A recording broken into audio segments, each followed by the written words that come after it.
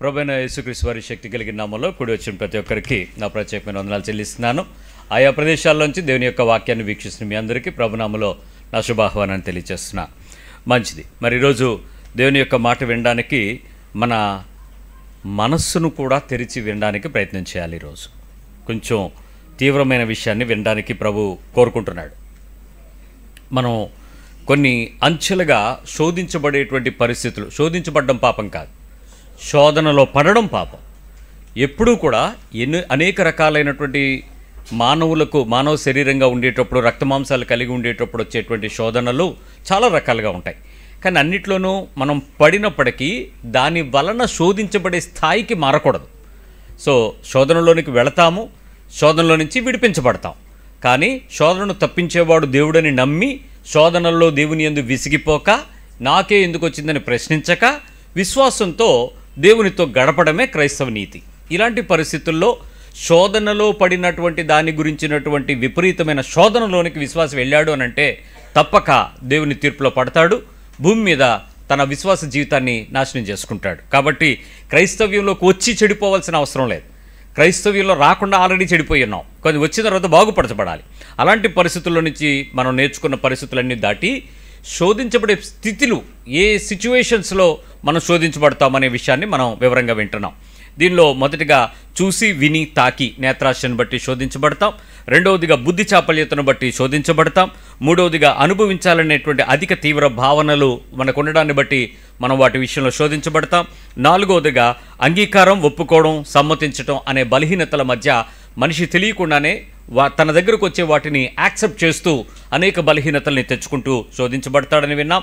ఈరోజు మరి ఐదవ విషయాన్ని మనం హృదయపూర్వకంగా వినటానికి, మన మనసులను తెరుచుకోవడానికి ప్రయత్నం చేద్దాం. గమనించండి, నిజంగా ఈ సిరీస్ మనం వింటున్న ప్రతిసారి దేవుని యొక్క మాట చేత శోధించబడటం అంటే దాని తాలూకా వివరం మీకు అర్థమైపోయింది.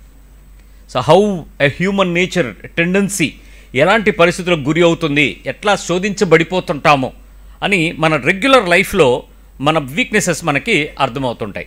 అయితే ఆత్మీయమైనటువంటి ఈ మరొక స్థాయి, శోధించబడే స్థాయి ఏంటనంటే, నేను పొందుకోవాలి, నేను స్వంతం చేసుకోవాలి, నేను ఆక్రమించుకోవాలి, నేను కాంకర్ చేయాలి అనే వీక్నెస్కి ప్రతి ఆత్మీయ క్రైస్తవుడు శోధించబడతాడు.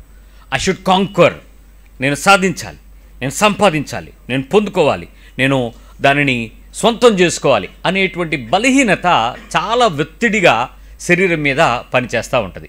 ఇది ఎలా పనిచేస్తుందో ఒక్కసారి మీరు ఆ పరిస్థితుల్లో ఉన్నారో లేదో ఒకసారి పరీక్షించుకోండి. నేను కొన్ని మాటలు మీతో చెప్పేటప్పుడు మన బలహీనతను మనమే సిగ్గుపడాల్సిన సంగతులుగా ఉంటాయి. సో ఆ మాటలు మీరు వినేటప్పుడు, మాట్లాడేటప్పుడు కొంచెం పరీక్షగానే వాటిని వినటానికి ప్రయత్నం చేయండి. ఆత్మీయంగా మీరు క్రైస్తవులు అయిన తరువాత, మీరు క్రిస్టియన్గా మారిన తరువాత, కుటుంబాల క్రైస్తవ పరంపరలో నుంచి వచ్చినప్పటికీ ఈ ఆత్మీయ పాఠశాలలోనికి నేను పొడవబడినా పర్వాలేదు, నేను ప్రశ్నించబడాలి, నేను తీవ్రతలోకి రావాలి, నన్ను గద్దింపుకు వినాలి, నేను హెచ్చరికకు గురి అవ్వాలి, నేను ఎన్కౌంటర్ చేయబడినా పర్వాలేదు అనేటువంటి ఆశ కలిగిన ఆత్మీయ పాఠాలు వినే స్థాయికి మీరు ఎదిగిన తర్వాత, ఇది ఎదిగిన తర్వాత అనే పదం వాడుతున్నాను. ఒకవేళ ఈ విషయం కనుక నీవు ఇంకా ఎదగని మరుగుజ్జు క్రైస్తవ్యంలో కూడా బతకచ్చు. వ్యంధత్వపు అంటే పిల్లలు కనని గొడ్రాలి క్రైస్తవ బతుకులో కూడా బతకచ్చు. ఫలాలు కాయని ఆ పనికి మాలిన నరకబడి చెట్టు జీవితం కూడా జీవించవచ్చు సంవత్సరాల తరబడి. దాన్ని ఏదో అంటారు, పోతు చెట్టు అని ఒక పదం ఉంటుంది. కాళ్ళలాగే పెరిగింది, ఎందుకు ఈ చెట్టు కాయదు, ఏమీ రాయదు అనంటే నీడొస్తుందిగా, దానికైనా పనికొస్తుంది, లేకపోతే కోస్తే కర్రలకైనా పనికి వస్తుందిగా, ఏదో ఒక దానికి పనికొచ్చేది ఉంటుంది. పనికిరాని బతుకులు బతికే క్రైస్తవులు కూడా చాలామంది ఉంటారు. సో ఇవన్నీ నేను చెప్పిన మాటలే, బైబిల్ చెప్పిన మాటలే చెప్పా. మీకు నా పదాలు మీకు వినకట్లా కష్టమై ఉండొచ్చు, చదివేటప్పుడు మీకు అర్థం కాకపోయి ఉండొచ్చు. సో ఈ క్రైస్తవుడిగా మీరు మారి ఈ స్థాయిలోకి వచ్చిన తర్వాత మీకున్నటువంటి ప్రారంభ తీవ్రత ఏంటి? క్రైస్తవుడిగా మారిన విశ్వాసి, ఎందుకంటే నాకు తెలిసి పుట్టు క్రైస్తవులు అనేవాళ్ళు ఒక తరంలో, రెండు తరంలో ఈ మధ్యకాలంలో ఉండుంటారు మనకి. అంతవరకు అందరూ కూడా మనం అందరం మార్మోన్స్ పొందిన క్రైస్తవులమే కదా. అంటే హైందవ సంస్కృతి నుంచి, ఇతర సంస్కృతుల నుంచి మనం క్రైస్తవులుగా మారిన వాళ్ళం. సో మీకుండేటువంటి తీవ్రత ఏంటి చెప్పండి? నేను కొన్ని చెప్తాను, అవి కాదంటే మీరు చెప్పండి. కారణాలు కూడా ఉంటారు, బట్ వినండి. నాకు తెలిసి ఆత్మీయ తీవ్రతలో మొదటి ప్రారంభం ఏంటంటే కొన్ని ఆశయాలు ఉంటాయి. క్రైస్తవ ఆశయం ఏంటి అని అడిగితే నేను నీతిగా ఉండాలి, పరిశుద్ధంగా ఉండాలి, యథార్థంగా ఉండాలి, ఇలాంటివి ఉంటాయి. ఎవరికైనా ఉన్నాయా అంటే ఏంటని అడుగుతారా? ఎవరు మాట్లాడరే? ఉన్నాయా లేవా? ఆశయాలు ఉన్నాయా లేవా? విన్నారా? పోనీ ఇలాంటివి విన్నారు కదా, మంచిది. మీరు వెళ్ళే సంఘం మంచిది, ఈ చెప్పారంటే మంచిది. రెండోది, క్రైస్తవ కోరికలు ఏంటో తెలుసా మీకు? Desires of a Christian. క్రైస్తవ కోరికలు ఏంటో తెలుసా? నేను చెప్పేది మార్మన్స్ పొందినప్పుడు గురించి కాదు. ఈ పాఠశాలలోకి ఈ గద్దింపు, హెచ్చరిక, బుద్ధి తెచ్చుకునుట, ఇలాంటి మాటలు వినే సంఘంలో చేరినప్పుడు వచ్చేటువంటి కోరికలు మారిపోతాయి. ఆ కోరిక ఏంటంటే నేను ఇతరులను రక్షించాలి, నరకానికి వెళ్ళిపోతున్న చాలామంది ఉన్నారు, వాళ్ళని పట్టిలాగి రక్షించాలి, ఇవి కోరికలుగా మారతాయి. తెలుసా మీకు? ఉన్నాయా అని నేను అడగల, తెలుసా అని అడిగాను. క్రైస్తవ విశ్వాసపు పరిణితిలోనికి పెరిగే క్రైస్తవుడికి వచ్చే కోరిక ఇది. నేను నరకం నుంచి తప్పించబడ్డాను, నా సహోదరుడిని తప్పించాలి. ఇది క్రైస్తవ మంచితనం. లోకంలో ఉండే ప్రతి మానవుని యొక్క మంచితనం, అది హ్యూమన్ నేచర్. రక్షించాలి అనేటువంటి ఆశ, ఖచ్చితంగా అనేకుల్ని రక్షించాలి, ఎలాగైనా నరకం నుంచి తప్పించాలి వాళ్ళని అనే కోరికతో వారికి ఉంటాయి. క్రైస్తవ అభిలాష ఏంటో తెలుసా? అభిలాష అంటే కోరిక కన్నా పెద్ద పదం, ఇంకొంచెం తీవ్రమైంది. ఏంటి అభిలాష? క్రైస్తవ అభిలాష ఏంటంటే, ఒక వ్యక్తికి ఉండేటువంటి అభిలాష ఏంటంటే, నేను నిత్యలోకంలోకి, పరలోకానికి వెళ్ళాలి, ఆ ప్రదేశంలోకి వెళ్ళిన తర్వాత నేను తీర్పు నుంచి తప్పించుకోవాలి, దేవుడు నాకు కిరీటాలు పెడతాడంట, అది పెట్టించుకోవాలి. ఫెయిల్యూర్ లైఫ్ క్రైస్తవ ఇంక భూమి మీద బతికి పరలోకంలో పొందుకుంటే ఎట్లా? So I should have a victorious life, conquered life ఉండాలి. నేను పాపం నుంచి బయటకు వచ్చేసి ఖచ్చితంగా నిత్యత్వంలో నుంచి నేను ఉండాలి, తీర్పు తప్పించుకోవాలి, కిరీటం పెట్టుకోవాలి, కొత్త పేరు పెట్టాలి, సింహాసనం మీద కూర్చోవాలి. ఇవన్నీ మీకు ఎవరు ఉన్నాయా అభిలాషలు? ఏంటి సరే కొత్త కొత్త పదాలు చెప్తున్నారంటారా? సో ఇది ఒక క్రిస్టియన్ ఉండాల్సినటువంటి ఒక ఉత్తమమైన తీవ్రత. క్రిస్టియన్ హ్యాపీనెసెస్ ఏంటో తెలుసా? ఆనందాలు, సంతోషాలు లేక ఆనందాలు. క్రైస్తవ ఆనందాలు ఏంటో తెలుసా? పాడుతా తీయగా లాగా అంత్యాక్షరి, అయ్యా పిక్నిక్లకి వెళ్ళాలి, అక్కడక్కడికి వెళ్ళి మేము రిసార్ట్స్లోకి వెళ్ళి దాన్ని ఏంటంటే రీస్టార్టు, రీయూనియన్ను, రిఫర్మేషను, కొత్త కొత్త పేర్లు ఏంటయ్యి ఈ మధ్య పెట్టాడు మనం. రిఫ్రెష్మెంటు, రీబూటు. మొన్న ఏదో రివైవ్ ఏదో అయ్యింది కదా, అదేదో లాల్ బహదూర్ స్టేడియంలో రిపెంటెన్స్. ఇలాంటివన్నీ ఇలాంటివి ఎవరు ఉన్నాయో మీకు? నేను అలాంటివి చెప్పనండి, అలాంటి ఈ పాఠశాలలోనే లేవు. సో ఇక్కడ ఉండే వేరే ఉండే. అది నిజమైనటువంటి క్రైస్తవ ఆనందం ఏంటంటే, ఎడతెగక వాక్యాన్ని ధ్యానించుట, వాక్యాన్ని చదవడం, ధ్యానించడం, ఆత్మీయ పాటలు నా బసలో యాత్ర కీర్తనలు పాడుకోవటం, నేను దేవుని ఒంటరిగాను సమాజంలో కూడి ఆరాధించుట, ఇవి ఆనందాలు. ఒక క్రిస్టియన్గా నేను ఎప్పుడు దేవునితో ఆనందిస్తాను అంటే, ఒంటరిగా ఆనందిస్తాను, ఇద్దరు ముగ్గురు ఉన్నప్పుడు ఆనందిస్తాను, నలుగురు కలిసినప్పుడు సమూహంగా సమాజంగా కూడుకున్నప్పుడు ఆరాధిస్తాను. ఇది నా ఆనందం.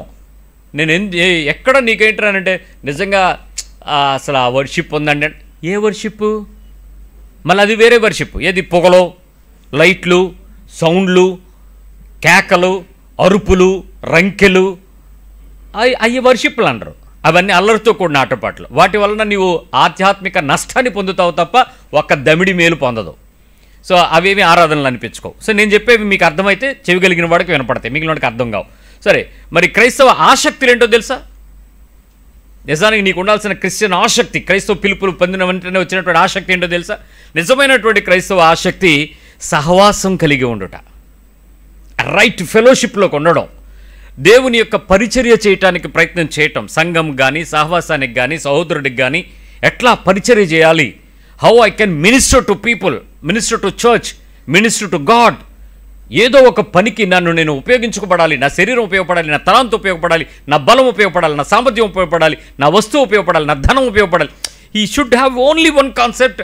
నేను నా మట్టుకు, నా సంపాదన మట్టుకు, నా కుటుంబం మట్టుకే కాక నా ప్రభు పక్షంగా కూడా ఉపయోగపడాలి, వినియోగించబడాలి అనేటువంటి ఆ పరిచర్య కొరకు, అట్లాగే సమీకరించడానికి, సో మీటింగ్స్ అలాంటి పనులన్నీ చేయడానికి అతనికి ఉండేటువంటి నిజమైనటువంటి ఆసక్తి కలిగి ఉంటాడు. ఎక్కడ జీవవాక్యం దొరుకుద్ది, ఎక్కడ హెచ్చరిక వాక్యం దొరుకుద్ది, ఎక్కడ బలమైన వాక్యం దొరుకుద్ది, పచ్చిక కలిగిన చోటకి వెళ్ళి ఆహారం తీసుకొని తను నెమరు వేసుకుని, తను పరీక్షించుకుని, పరిశీలించుకుని, పరిశోధించబడి దేవుని మాట చేత జీవమును పొందుకుని శరీరంలోకి వాక్యము శరీరధారి అయి కృపా సత్య సంపూర్ణుడై తమా మధ్య నివాసం చేసిందంటే నాలాగా నీలాగా శరీరంలో ఉండి క్రీస్తు యొక్క స్వరూప్యత ధరించుకోవటం నిజమైనటువంటి ఆసక్తి క్రైస్తవుడికి. మరి క్రైస్తవ విజయం ఏంటో తెలుసా? విక్టోరియస్ లైఫ్ ఏంటో తెలుసా? పాపముపై విజయం. ఆల్ ద సిన్స్, శరీరానికి మనస్సుకు కలిగినటువంటి సమస్త కల్మషము నుంచి విడుదల పొంది, అట్లాగే లోకముపై విజయం. లోకంలో చాలా ఉన్నాయి, వాటి మీద విజయం, విక్టోరియస్ లైఫ్. శరీరంపై విజయం. శరీరం చాలా బలహీనం, ఆత్మసిద్ధమే కానీ శరీరం వీక్ అయితే ఈ బలహీనమైన శరీరాన్ని జయించడానికి, దాన్ని అదుపు చేయడానికి, దాన్ని నొక్కడానికి, పౌలు అంటాడు కదా, నా శరీరం రెచ్చిపోతుంది, ముళ్ళు ఒకటి పక్క నొప్పి, ఇంకో పక్క నా శరీరం ఒక నొప్పి, అందుకని దీన్ని ఏం చేశాను, తరచుగా జాగరణలతోనూ ఉపవాసములతోనూ దాన్ని బాగా హింసలు పెట్టాను అన్నాడు. ఎవరో శరీరాన్ని హింసలు పెట్టగా తన శరీరాన్నే, ఎందుకంటే తనను లోబరుచుకోవటానికి కోసం. అలాంటి పరిస్థితుల్లో శరీరం, బంధుత్వం ఇలాంటివి గెలవడం నిజానికి క్రైస్తవమైనటువంటి విజయాలు. నేను చెప్పింది ఒక నిజమైన క్రైస్తవుడిగా ఉండేటువంటి జీవిత ప్రమాణాలు. ఇవి ఉన్నాయా మనకి? తెలుసా? ఉన్నాయా? ఈ ఆశతోనే బతుకుతున్నావా? ఈ సంకల్పంతోనే పరిగెడుతున్నావా? ఈ ఉద్దేశంతోనే గురి కలిగి క్రైస్తవ్యాన్ని నడిపిస్తున్నారా? నీ Christian end of the day structure ఈరోజు నిన్ను పిలిచి నుంచోబెట్టి రేపు తీర్పు ఈ రాత్రికి ప్రిపరేషన్ దా కూర్చో అని చెప్పి ఈ ప్రశ్నలు నిన్ను అడిగి నీ దగ్గర ఏమేమి ఉన్నాయి చెప్పు అని అడిగితే ఏం చెప్తావు? ఇవన్నీ ఇప్పుడే అంటున్నట్టున్నదిగా. ఈ పదాలు నీకు తెలుసు, పరిచయం నీకుంది, సందర్భాలు నీకు తెలుసు, కానీ జీవితంలో ఇవి ఉన్నాయా? సో ఈ ప్రారంభమైనటువంటి ఆత్మీయ యాత్ర ఈ దశతో ప్రారంభమై keep on walking in Christ, walking on time, సమయమును బట్టి, కాలమును బట్టి, సంపూర్ణతను బట్టి చూడగా మీరు కొంచెం నడుస్తూ ముందుకెళ్తూ ఈరోజు నీ ఆత్మీయ తీవ్రత ఎక్కడాగింది అడుగు. నీ శరీరాన్ని అడుగు, ఎక్కడ ఆగింది? నేను ఎక్కడ ఆగిపోయాను నా స్పిరిచువల్ లైఫ్లో? నా ఆ వరవడి ఎక్కడి వరకు తీసుకెళ్ళాగింది? నా ప్రారంభంలో ఇప్పుడు చెప్పినవన్నీ ఉన్నాయే, ఈరోజు ఇప్పుడు నాకు ఎందుకు లేవు? ఎందుకు స్తబ్దుపడిపోయినాయి? ఎందుకు చల్లబడిపోయాను? నా జీవిత ప్రమాణం వలన పెరిగినాయా? క్రైస్తవ్యంలో ఏమైనా ఎక్కువ ఎక్కలేనంత ఎత్తైన మెట్లు ఎక్కేసావా? ఏమన్నా పరలోకానికి 4వ ఆకాశం ఆయన 3 వెళ్ళాడులే, నువ్వు 4కి ఏమైనా ఎక్కేసావా? ఏంటి నీ అంతరంగం నీకేం మోసం చేసి బతుకమని చెప్పేసింది? మీ క్రైస్తవ్యానికి మీరు ఏ పేరు పెట్టేసుకున్నారు? ఇన్ని సంవత్సరాలని ఏజ్ని పెట్టేసుకున్నారా? ఎక్స్పీరియన్స్ని పెట్టేసుకున్నారా? మీ నాన్నగారు పాస్టర్ గారు, మీ తాతగారు చర్చ్కి ఫౌండరు, ఏమైనా బేస్ స్టోన్సా, మైల్ స్టోన్సా మీకేమైనా? లేదా ఒక క్రైస్తవుడికి ఏముంది మీకు?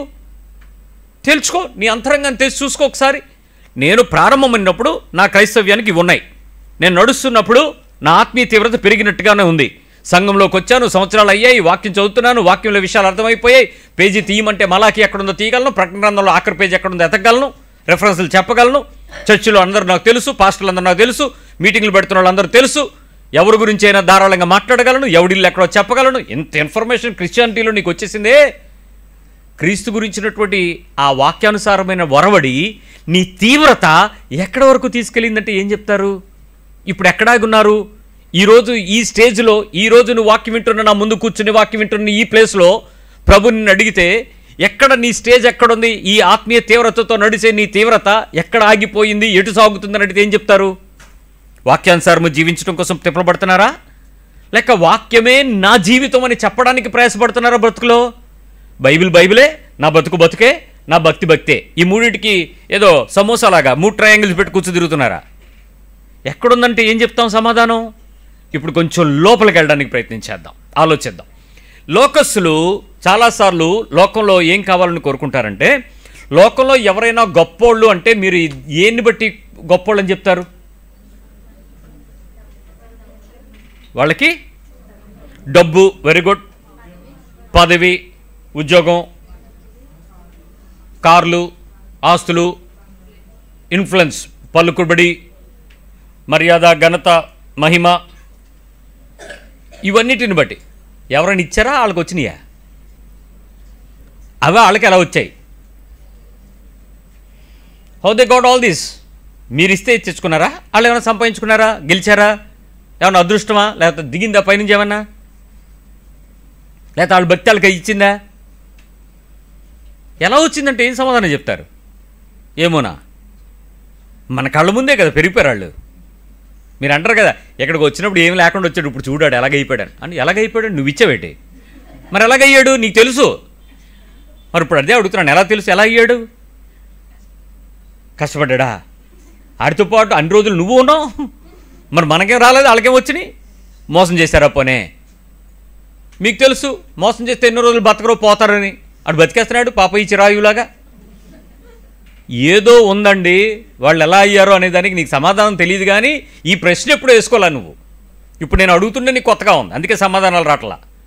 సో అన్యులైనటువంటి వాళ్ళు వాళ్ళకు ఉన్నటువంటి ఆత్మీయ యాత్రలో వాళ్ళు ఇవి కలిగి ఉండాలి అని వాళ్ళు కోరుకున్నారు, అది తెచ్చుకున్నారు. ఇవి గెలవాలనుకున్నారు, గెలిచారు. ఇవి సంపాదించాలన్నారు, సంపాదించారు. ఇవి పొందాలన్నారు, పొందారు. ఇవి కొనాలన్నారు, కొనుక్కున్నారు. ఇలాంటి పట్టుదలలు క్రైస్తవులుగా, క్రైస్తువుని సంబంధించినటువంటి క్రైస్తవ లోకం కూడా ఇలాంటి పరిస్థితుల్లోనే పెద్దవారుగా, గొప్పవారుగా చలామణి అయినటువంటి వారు కూడా లోకంలో వారికి ప్యారలల్గానే ఉన్నారు. చూసుకోండి, ఒకప్పుడు వాళ్ళు మనము ఒకే చర్చికి వెళ్ళాం. వాళ్ళు మనం సైకిల్, వాళ్ళు అప్పుడే బజాజ్ స్కూటర్, ఏది వంపి కొడితే కానీ స్టార్ట్ అవ్వని స్కూటర్ వాళ్ళు. ఈరోజు 4 సున్నాలు ముందు కారులో ఉన్నాయి, మనకి ఇంకొక సున్నా కూడా ఎక్కలా. ఏంటి తేడా? వాళ్ళు క్రైస్తవులు ఏమనుకున్నారు, వాళ్ళు ఏం కావాలనుకున్నారో వాళ్ళది దేవుని దగ్గర తెచ్చుకున్నారు. వాళ్ళు ఏం పొందాలనుకున్నారో తెచ్చుకున్నారు. వాళ్ళు ఏం గెలవాలన్నారో గెలుచుకున్నారు. ఒక అన్యుడు ఏ రకమైన విజయాన్ని అయితే పొందుకున్నారని మీరు గుర్తింపుల్లో చెప్పారో అదే గుర్తింపును ఒక క్రైస్తవుడిగా నేడు కూడా పొందుకుని ఉన్నాడు. ఇప్పుడు నేను చెప్పినటువంటి క్రైస్తవ కోరిక, క్రైస్తవ అభిలాష, క్రైస్తవ ఆనందం, క్రైస్తవ ఆసక్తి, క్రైస్తవ విజయం, క్రైస్తవ ఆశయం ఇవన్నీ లేవా అనంటే ప్రారంభంలో ఉన్నాయి సార్. రక్షణ పొందిన రోజు ఉన్నాయి ఇవన్నీ. కానీ ఇప్పుడేమైనాయి తెలియదు. పోయినాయి అని నేను అన్నాం, ఉన్నాయి ఎక్కడో దాచిపెట్టాడు, మడతపెట్టి పెట్టాడు, దాచిపెట్టి బైబిల్లో ఎక్కడో. సో ఇప్పుడు విషయానికి ఆలోచిద్దాం.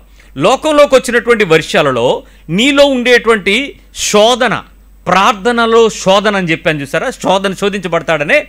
ఎలాంటి శోధనలో మీరున్నారో లేదో ఒకసారి నేను పరీక్షించుకుందాం. ప్రేయర్ అనేది ఎప్పుడు కూడా శోధనే. మీరు ఎన్నన్నా సరే ప్రార్థన ఒక పెద్ద శోధన. మళ్ళీ చెప్తాను, ప్రార్థన శోధన అంటే ప్రార్థన చెయ్యడం శోధన అని కాదు, ప్రార్థనలో మీరు అడిగేవే శోధనలో. యేసుప్రభు ఏమన్నాడు తెలుసా? మీరు శోధనలో పడకుండానట్లు మెలకుగా ఉండి ప్రార్థన చేయండి అన్నాడు. మనమేం ప్రార్థన చేస్తాం తెలుసా? ఆయన శోధనలో పడేయడానికి ప్రార్థన చేస్తాం. ఎవరిని? యేసుప్రభుని. ఆయనకి ఇవ్వాలో తెలియదు, ఇవ్వకూడదో తెలియదు, చెయ్యాలో తెలియదు, చేయకూడదో తెలియదు. మనం చేసే ప్రార్థనలన్నీ పెద్ద శోధన ప్రార్థనలే. ప్రార్థనే శోధన అయితే చేయడం, ప్రార్థనలే శోధనలు అయితే మరి ఎవడు చెప్పుకుంటాడు ఆయన? సరే ఒక్కసారి నువ్వు చేసే ప్రార్థనల్లో నిజంగా ప్రార్థనే శోధనగా మారితే ఎలా ఉంటుందో చెప్తాను. ఒక్క 10 రిఫరెన్స్లే, చిన్న విషయాలే, మీకు తెలిసిన విషయాలే. యెహోషువ గ్రంథం 24వ అధ్యాయం 15వ వచనం. జాషువా 24:15. నేను ఇక్కడ ఒకటి అక్కడ ఒకటి తీస్తాను బైబిల్లో, ఎందుకంటే ఒకేసారి అన్ని సీరియల్లో తీస్తే మీకు అలవాటైపోతుంది. యెహోవాను సేవించుట మీ దృష్టికి కీడని తోచిన ఎడల మీరు ఎవరిని సేవించెదరో, నది అద్దరిని మీ పితరులు సేవించిన దేవతలను సేవించెదరో, అమోరీయుల దేశమున మీరు నివసించుచున్నారే వారి దేవతలను సేవించెదరు, నేడు మీరు కోరుకొనుడి. మీరు కోరుకోండి. ఈయన ఆ ప్రజలతో మాట్లాడుతూ ఒక డెసిషన్ చెప్తున్నాడు. మీరు ఎవరిని ఏమి ఆరాధిస్తారో, నది అవతల ఉన్నటువంటి పరిస్థితుల్లో మీరు ఎలా బతికారో మీకు తెలుసు. అంటే రక్షణ పొందక మునుపు మీరు ఎలాంటి బతుకులు బతికి కోరుకుంటున్నారో మీకు తెలుసు. ఇక్కడ నేను నది అనేది రక్షణకు సాదృశ్యంగా మాట్లాడుతున్నా. ఈ యుద్ధానికి ముందు తరువాత రెండింటి విషయాలను ఆలోచించుకో. బిఫోర్ క్రిస్టియన్ ఎంటర్టైన్డ్ లైఫ్లోకి వచ్చే ముందు నీ బతుకు ఎలా ఉందో, ఈ రోజు నువ్వు వచ్చిన తర్వాత నువ్వు కోరుకుంటున్న బతుకు ఎలా ఉందో తెలుసుకో. నిజంగా నీకు భక్తి శోధన కాదో ఇప్పుడు నీకు రుజువు చేస్తాను. యెహోషువ ఏం చెప్తున్నాడో చూడండి. మీరెవరిని సేవింప కోరినను నేనును నా ఇంటి వారము యెహోవాని సేవించెదము అనెను. ఇతని ప్రార్థన ఏంటి? ఇతనికి ప్రార్థన శోధన ఏంటి? మీరేం సంగతో నాకు తెలియదు. నేను నా ఇంటి వారు మాత్రం దేవుడైన యెహోవాని సేవించెదము. మళ్ళీ చెప్పండి. నేను నా ఇంటి వారును నా దేవుడైన యెహోవాని ఈయన ఛాలెంజ్ ఏంటంటే, మీరు ఇంతకు మునుపు ఏం కోరుకున్నారో, ఎలా ఏడిచారో, ఏం తెచ్చుకున్నారో, ఎవడికి మొక్కారో, ఎవడికి సాగిలు పడ్డారో, ఎవడికి బలులర్పించారో, ఎవరి దగ్గర ఏం కోరుకుంటున్నారో, దాని వలన మీరు ఏం పొందుకుందాం అనుకుంటున్నారో నాకు సంబంధం లేదు. ఎప్పుడు మాట్లాడుతున్నాడో తెలుసా యెహోషువ? మోషే తన జీవితాంతా పణంగా పెట్టి తన కుటుంబాలన్నిటినీ నాశనం అయిపోతున్నా వెనక్కి తిరిగి చూడకుండా ఫరో దగ్గర నుంచి విడిపించి, ఎర్ర సముద్రాన్ని విడిపించి బయటకు తీసుకొచ్చి ఆ ప్రదేశంలో వాళ్ళని స్థిరపరిచిన తర్వాత జోషువ వచ్చే కాలానికి మధ్యలో ఇప్పుడు మాట్లాడుతున్నాడు ఈ మాట. యెహోషువ కూడా అనేక పరిస్థితులు, అనేక బలహీనతలను దాటిన తర్వాత ఇప్పుడు చెప్తున్నాడు, మీరు ఇప్పటికైనా ఇంతవరకు నడిచొచ్చారే, ఇన్ని సంవత్సరాలు నడిచొచ్చారే, ఇప్పటికి మీరు పాత దేవుళ్ళ సంబంధమైన, దైవిక సంబంధమైన, దీవెన ఆశీర్వాదాల సంబంధమైన కోరికలే కోరుకున్నట్లయితే I really pity of you. నేను మాత్రం, నీవు ఇష్టం వచ్చిందని కోరుకో, నేను మాత్రం, నా ఇంటి వారు మాత్రం దేవుడిని యెహోవాను సేవిస్తాం. మా డీప్ డిజైర్ ఏంటంటే, మమ్మల్ని దీవించినా దీవించకపోయినా, నడిపించకపోయినా, విడిపించకపోయినా, స్వస్థత ఇచ్చినా ఇవ్వకపోయినా, చేసినా చెయ్యకపోయినా, మమ్మల్ని నడిపించాడనే విశ్వాసానికి కర్త అయిన దేవుణ్ణి వదిలిపెట్టాం. నేనును నా ఇంటి వారును, మళ్ళీ నేనును నా ఇంటి వారును దేవుడైన యెహోవాని సేవించెదము. నీ మనస్సులో ఇలాంటి నోటి మాటలతో ప్రార్థన నువ్వు చేసినంత తీవ్రంగా నీ ఇంటి వారి కొరకు నువ్వు ఎప్పుడైనా చేసావా? నేను చెప్పేది, మీ ఇంటి వాళ్ళందరినీ చర్చికి తీసుకొస్తాం అంటలా యెహోషువ. మేమందరం మందిరం, ఈ మందిరమేనండి పాస్టర్ గారు, మా అబ్బాయిని ఎప్పుడు చూడలేదా అంటే, ఎప్పుడు చూడలేదమ్మా. అదేనండి, అప్పుడప్పుడు పైకి వచ్చి అప్పుడప్పుడు వచ్చేవాడు నాకెలా కనబడతాడు? గెస్ట్లను ఎందుకు పట్టించుకోవాలి? రెగ్యులర్ ఫ్యామిలీ మెంబర్స్ని పలకరిస్తాం కానీ ఎప్పుడో వచ్చిన పలకరిస్తామా? ఇదేమన్నా పెళ్ళా పేరంటమా? ఈ బాయ్ అనడానికి. దేవుని సన్నిధి, దేవుని గృహము, దేవుని ఇంటి వారము, దేవుని రక్త బంధుత్వం, ఇదిగో ఆయన శరీరం పంచుతాం, అందరం కలిపి తింటాం, అందరం కలిపి తీసుకుంటాం, అందరం కలిపి మాట్లాడుకుంటాం. అలాంటి సహవాసంలో నువ్వు లేనప్పుడు, నువ్వు ఒక గెస్ట్ ఆఫ్ ఫ్యాకల్టీగా వచ్చినప్పుడు నీకు పరీక్షలు అడ్డొస్తాయి, నీకు ఇంటర్నేషనల్ ఎగ్జామ్స్ అడ్డొస్తాయి, నీకు టూర్లు అడ్డొస్తాయి, నీకు అనారోగ్యం, జలుబులు, దగ్గులు, జ్వరాలు వస్తుంటాయి, నీకేమో బయట కార్యక్రమాలు అడ్డొస్తుంటాయి. నీకు దేవుడి తప్ప అన్నీ ఖాళీగా, అన్నిట్లో ఎంగేజ్ అవుతావు, దేవుని మందిరానికి తప్ప. ఇప్పుడు నేను నా ఇంటి వారం దేవుడిని యెహోవాను సేవించదు మన మాట నీకు అప్లికబుల్లేనా? ఏమ్మా, మేము బండి మీద రాలేకపోతున్నాం బ్రదరు, అందుకని ఒక వారం నేను, ఒక వారం మా ఆవిడ. వెరీ గుడ్, పంపకాలు బాగున్నాయి, చాలా బాగుంది. ఎవరి దగ్గరికి రావాలి నువ్వు? ఎవరి సన్నిధి గురించి మాట్లాడుతున్నావు? నేనును నా భార్యను, నేనును నా పిల్లలము దేవుడిని యెహోవాను సేవిస్తున్నావు. Is it applicable to you? ఆ ప్రార్థన నీకు శోధనేనా? ఆ మాట నీకు విన్నప్పుడు నీకు శోధనగా అనిపించట్లేదా? ఏంటి నేను చేస్తున్నది ఏంటి? ఏం జరుగుతుంది? నేనును నా ఇంటి వారం అంటే ఏంటి? ఒక భార్య వచ్చి ఏడుస్తుంది, అయ్యా నేను ప్రతి వారం మానక మందిరాన్ని పట్టుకుని ఏడుస్తున్నా, నేనును నా భర్తయు, నా పిల్లలు, నా కుటుంబం దేవుని సన్నిధిలో ఉండాలని మాకు దుఃఖం. యెహోషువ అన్న మాట నాకు మాదిరి. నేనును నా ఇంటి వారం అని అంటే, మా ఆయనేమో ఓటీటీలో కూర్చుంటాడు, మా పిల్లోడేమో క్రికెట్ అని వెళ్ళిపోతాడు, నేనేమో మందిరంలోకి వస్తున్నాను. నా దుఃఖం ఎవడు తీరుస్తాడయ్యా? నా భర్త రక్షణ కోసం ప్రార్థన చేయనా? నా బిడ్డ దేవుని మందిరంలోకి రావాలని ప్రార్థన చేయనా? నేనును నా మందిరం, నేనును నా దేవుడు, నేనును నా వాక్యం, ఏది ఎక్కడ సరిగ్గిద్ది? అవటం లేదయ్యా. చాలా కష్టంగా ఉంది పాస్టర్ గారు వాక్యం వినాలంటే. నా పిల్లలు రావట్లేదు, నా భర్త రావట్లేదు, నా భార్య రావట్లేదు, నా తమ్ముడు రావట్లేదు, నా ఇంటి వారు రావట్లేదు. ఒక ఆవిడ చెప్తుంది, పాస్టర్ గారు 30 సంవత్సరాల నుంచి మానక మా ఇంట్లో పని చేస్తుందండి, ఆవిడ ఇంకా యేసుప్రభు నమ్ముకోలేదండి, చర్చికి రమ్మంటే రాదండి అని. 30 సంవత్సరాలు పని అమ్మాయి నీ ఇల్లు మానకుండా పనిచేసిందా? నువ్వు దేవతవే తల్లి. 30 ఏళ్ళు నువ్వు దేవుడువో దేవతవో, నీకేదైనా కొబ్బరికాయలు కొట్టచ్చుక. అలాంటిది నీ పని అమ్మాయి నీ భక్తి ప్రవర్తన చూసి, నీ ప్రేమ ప్రవర్తన చూసి, నీ ప్రార్థనా ప్రవర్తన చూసి దేవుణ్ణి నమ్ముకోలేదా? ఈ ప్రార్థన నీకు శోధనగా ఉందా? ఆసక్తిగా మారిందా? నేనును నా ఇంటి వారము, నా ఇంటిలో నా పని కత్తే. ఇజ్రాయేలు దేశంలో పనోడు ఇల్లు విడిచిపెట్టి వెళ్ళాలంటే 7 ఏళ్లే. 7 సంవత్సరాల తర్వాత వాడిని విడిచిపెట్టచ్చు. లేదు సార్ నేను ఉండిపోతానంటే వాడి గుమ్మం దగ్గరికి తీసుకెళ్ళి, ప్రధాన గుమ్మం ఉంటుంది చూసారా, ఆ గుమ్మం దగ్గర తీసుకెళ్ళి కదురు పట్టుకుని ఇక్కడ ఒక కన్నం కొడతాడు. ఈ కన్నం పడద్దు ఇక్కడ చేతికి, దాన్ని లాగుతాడు. ఆ గుమ్మానికి ఎన్ని కన్నాలుంటే అంత నమ్మకమైన 7 సంవత్సరాలు నిండిన పనోళ్ళు ఆ ఇంట్లో ఉన్నారని అర్థం. ఆ ఇంటికి వెళ్ళగానే కన్నాలను చూసి ఆ ఇంటికి నమస్కారం చేసి ఆ ఇంట్లో ఆతిథ్యం పొందడానికి అతిథి పరిగెత్తుకుంటూ వస్తాడు. అది ఇజ్రాయేలుకు కట్టడ. నువ్వు నా చెవులను, యు ఆర్ డిగ్డ్ మై ఇయర్స్ అంటాడు, నువ్వు నా చెవులు పొడిచావు అంటాడు. అంటే నమ్మకమైన ఇంటికి యజమానిగా నన్ను ఆ ఇంట్లో చేర్చావు అన్నది పొడిచావంటే దేవుని మాట విని నేను నమ్మకమైన కనుక పొడుచుకున్నాను. ఈరోజు అదే చెవులకి మీరు పొడుచుకున్నారే, ఎవరు ఆడపిల్లలందరూ ఏనుకనుకు దేనికి పొడుచుకున్నారు? మీ అందాలకు పొడుచుకున్నారు కాదు. ఈరోజు మీరు విజయవాడ చుట్టుపక్కల ప్రాంతాల్లో వెళ్తే చెవికి ఇక్కడ పోగుంటుంది. వాళ్ళు ఎందుకో అది కుట్టుట దేనికి? ఆ దేవుడు ఆ దేవతకి వాళ్ళు దాసులు అని చెప్పడానికి దానికి పోగేశారు. దేవుని నీతి అది. అలాంటిది ఒక వ్యక్తి నేను నా పనమ్మాయి ఇంటికి రావట్లేదు సార్, దేవుడి దగ్గరికి రావట్లేదు సార్ అని వచ్చి 3 రోజులు ఉపవాసం ఉండి ప్రార్థన చేస్తుంది. నేను మీ పనమ్మాయి గురించి నువ్వు ఏడుస్తున్నావు ఏంటంటే 30 ఏళ్ళు సార్, మన వాక్యం విన్నాక నాకు అర్థమైంది నా పనమ్మాయి నేను రాబట్టుకోకపోవడంలో నా ప్రవర్తన తేడా ఉందని, నా భక్తి సరిపోలేదండి, నా ప్రవర్తన సరిగా లేదండి, నా ఇంటి వాళ్ళ పిల్లలందరికీ పెళ్ళిళ్ళు అయిపోయినాయి, పెద్ద పేరెంటాలు అయిపోయినాయి, పురుళ్ళు పోసింది, అది 30 సంవత్సరాలు నేను కాపురం చేసిన దాంతోపాటు సమానంగా ఉంది, కానీ ఆమె నేను రక్షించుకోలేకపోయాను. నిజంగా నీకు ఎప్పుడైనా ప్రార్థన అలాంటి శోధనగా ఉందా?